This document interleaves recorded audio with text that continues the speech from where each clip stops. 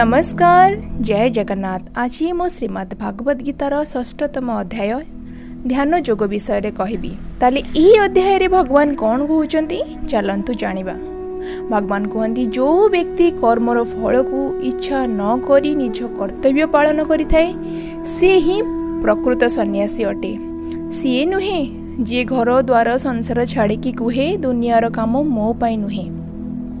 प्रकृत रे जे निर्धारित काम करे सीए ही सन्यासी अटे। कौन सी फलर आशा करि न थाए। जदि से फलर आशा रखी थाए तेबे से स्वार्थपर हो जाई थाए। आमको कर्मर अधिकार अछि ना कि फलर।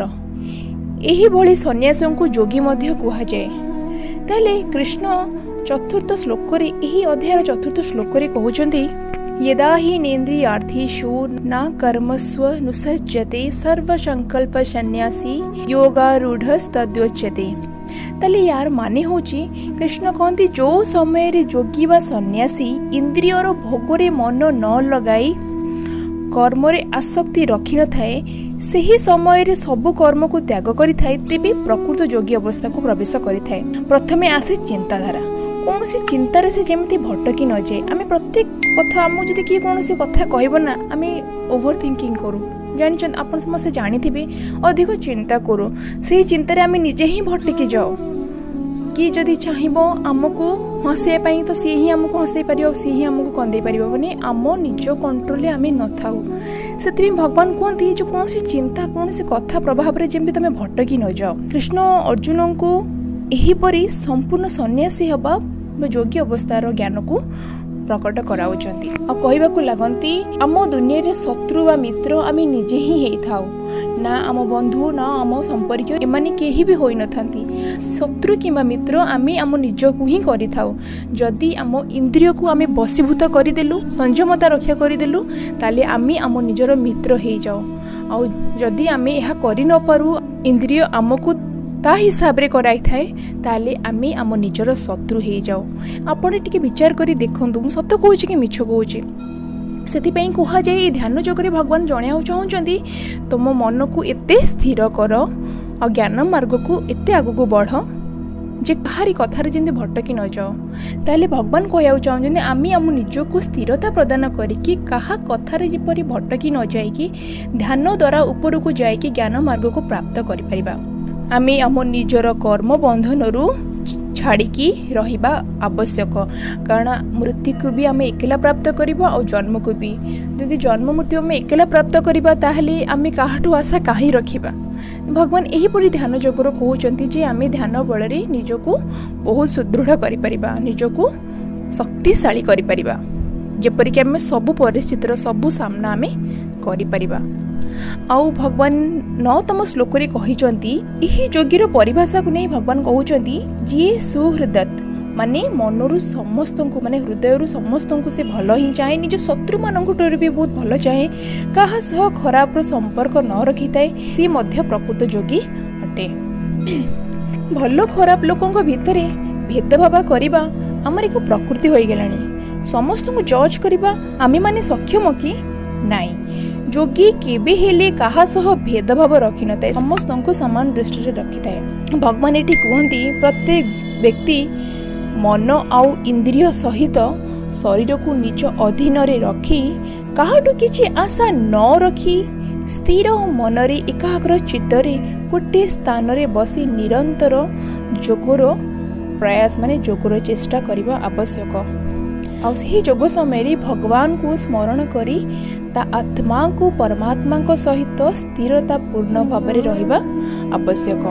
देखंतु ये हमरो बहुत भल कर्म रे जीव आम जीवन रे जेमती बहुत किछि जमा पुंजी आमे रखिताउ सेमती भगवान एठी कहउचंती पाप ज्ञान अज्ञान भल कर्म खराब कर्म सब आमर संग्रह होई थाए। समय आसिले तार हिसाब निया जाए किंतु प्रकृत योगी जी से बहुत बुद्धिमान थाए। संसार रे थाई मध्य सन्यासीर आचरण रे निजको परमात्मा को सहित स्थिरता रूप रे ता चित्त को रखि थाए। भगवान योगी अवस्था को लेकिन बुझाऊ चाहूँगी हे अर्जुन जी जी मन को ता अधीन रे रखी आत्मा रे मो स्वरूप को खोजिबा आवश्यक जो परम आनंद मिली थाए। आ साधना मध्य पूर्णता मिली थाए। बहु योगी अछंती तांको जोग बଳରେ बहुत ऊपर को उठी थांती, हेले सिद्धि केते जणक मिली? सिद्धि मिलवा भी निहाती आवश्यक। सिद्धि जदि न मिलिबो ताहले ए जन्म मृत्यु चक्र रे हमर चली थिबो, 84 लाख योनि रे आमे बुलु थिबो। ताले सिद्धि केते जणक मिलुची भगवान एठी कहउचंती। जो व्यक्ति अधिक भोजन करुनथिबे कि अधिक निद्रा करुनथिबे सेही भली व्यक्ति को यदि सेही भली व्यक्ति जदि निरंतर योग पई प्रयास करथबे तांको ही सिद्धि मिली थाए। कहीं अति कौन जिनस भी भल नुहे, जी आवश्यक से भोजन आ निद्रा को प्राप्त करंतु, तेबे जाई आमे योगीर आचरण रे पहुंची परिबा। आउ 26तम श्लोक रे भगवान मनर चंचल विषय वर्णना करिसंती। समस्त मन बहुत चंचल थाए, जेमती कि भगवान एठी कहउचंती जे आम मन इति चंचल जे कोठी भी स्थिरता भाव में रही न थाए। जेमती कि आमे जहाँ भाबू ताहा मन करबा को देनी, आ जहाँ करबा को न चाहू सेथिरे ही मन लागि थाए। सेति मन चंचल बोली कहा जाए, किंतु बारंबार योगर अभ्यास द्वारा आमे आम मन को अधीन रे रखि परिबो। जदि मन को आमे अधीन रे रखि देबो ताहाले मन हमकु दौड़ाइबानी, आमे ताकू कंट्रोल रे रखि परिबा। आउ आम मन को योग द्वारा स्थिर रखी परमात्मा को सह जोड़ी रहिबा निहाती आवश्यक। भगवान कहती योग को निरंतर चेष्टा करने को पड़िबो, जहा फल मनरे स्थिरतार अवस्था रे पहुंची थाए। अर्जुन कहते हे माधव, मन को स्थिर किपरि रखिबा? ये तो बहुत कठिन काम, जेपरि कि वायु को अटकाइबा कठिन, सही परि मन को स्थिर किपरि रखिबा? भगवान कहते हाँ ये काम कठिन किंतु असंभव मध्य नुहे, एहाकु चेष्टा द्वारा अति सहजरे करियब। अच्छा, सब जिनिस जोग बोली नुहे, प्रत्येक जिनिस बारंबार चेष्टा करिया द्वारा हमको सहजरे प्राप्त होई पारे। एटा आपण समस्ते जानिचंती।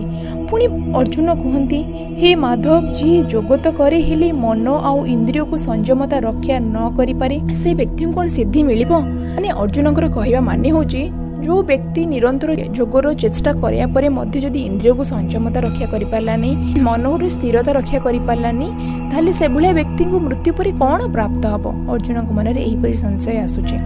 तो एही संशय को दूर करिया पे भगवान कहउचंती तांको, हे सखा, जो व्यक्ति भगवान को पाइबा पई योग मार्ग को आरंभ करी कौनसी कारणवशतः मझिरे छाड़ी दिए, निरंतर योग करिया परे भी मन को संयमता रक्षा करि पारि न थाए, से व्यक्ति कौनसी क्षति हेब नहीं।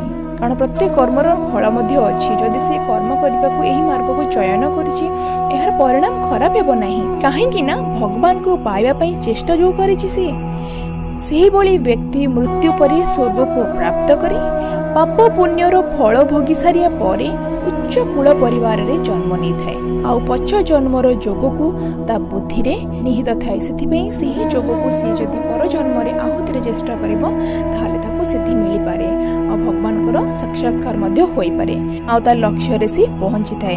प्रत्येक व्यक्ति माने योगी बोली नुहे, भगवान एठी जणाउचंदी प्रत्येक व्यक्ति मृत्यु परे सेही जन्मर तार थिबा भल कर्म खराब कर्म, से जो संस्कार भल संस्कार हो कि खराब संस्कार हो, से मृत्यु पर जो नूतन शरीर धारण करिथाए, सेही संस्कार को से कि नहीं के जाए थाए। जेमती कहउचंदी भगवान, जो व्यक्ति योग को निरंतर चेष्टा करे से पर जन्म रे आपे आपे भगवान को प्रति आकर्षित होइथाए, आउ तार ज्ञानर जिज्ञासा प्रबल रही थाए। एहाकु पछ जन्मर संस्कार बोली कहा जाए। एहीपरि जो व्यक्ति भगवान को पाइबा मार्ग रे जाई जदि से हारी जाए, पर जन्म रे से अवश्य जीति थाए। ताली भगवान शेष रे कहिबाकु चाहुचंती जे मन इंद्रिय को निज अधीन रे रखिबा आवश्यक। एहा केवल योग द्वारा ही संभव होई परिबो। ताले आजिर कथा मु एतिकिरे रखुची। नेक्स्ट वीडियो रे मु आपनकु सप्तम अध्याय कहबी। से पर्यंत रहुची। नमस्कार।